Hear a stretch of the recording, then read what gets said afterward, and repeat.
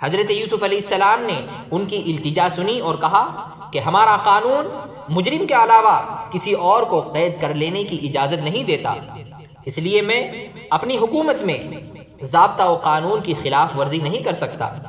اور تم بھی جانتے ہو کہ میں عادل بادشاہ ہوں، ظلم سے کام لینے والا نہیں ہوں۔ اب جب کہ بادشاہ کی طرف سے بنیامین کے چھٹکارے کی کوئی سبیل نظر نہیں آئی تو کہیں الگ جا کر آپس میں مشورہ کرنے لگے، اور ان میں کا سب سے بڑا بھائی یہودا جو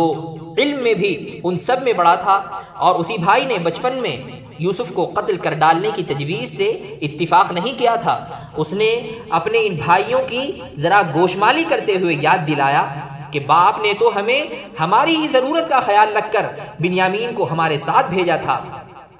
اور اللہ کے نام پر پکا قول و قرار ہم سے لیا تھا، اور ہم تو پہلے بھی یوسف کے ساتھ زیادتی کر کے اپنے باپ یعقوب علیہ السلام کی دل آزاری کے مرتکب ہو چکے ہیں، تو کیا اب ایسے بڑھاپے میں بنیامین کو لیے بغیر جا کر پھر سے اپنے باپ کی دل شکنی کریں؟ بھائیوں، مجھ سے تو یہ نہیں ہو سکتا، البتہ تم لوگ واپس چلے جاؤ اور ابا جان کو سارا ماجرا کہہ سناؤ کہ بنیامین چوری کے الزام میں گرفتار کر لیا گیا ہے، اس لیے ہم اس کو اپنے عہد و پیمان کے مطابق واپس اپنے ساتھ نہیں لا سکے ہیں، اور ابا جان اگر آپ کو ہماری بات پر یقین نہ آئے تو آپ دیگر اہل قافلہ سے معلوم کر لیں کہ واقعہ ایسے ہی ہے جیسے ہم بالکل سچ سچ بیان کر رہے ہیں۔ حضرت یعقوب علیہ السلام چونکہ یوسف علیہ السلام کے معاملے میں ان کی ذہنی پستی اور بری طبیعتوں سے پہلے ہی واقف ہو چکے تھے،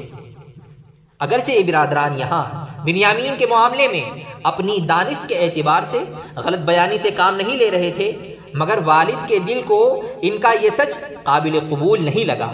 اور پھر انسانی فطرت بھی ہے کہ دل کی نئی چوٹ سے پرانی چوٹ تازہ ہو جاتی ہے، اور تازہ غم سے پرانا غم ہرا ہو جاتا ہے، تو برادران کا یہ بیان سچ ہو کر بھی بنیامین کے فراق کا مداوا تو نہیں بن رہا تھا، بلکہ یوسف کی گمشدگی کے پرانے زخموں کو بھی تازہ کر رہا تھا، اس لیے والد نے ان کے بیان کی تردید کر دی،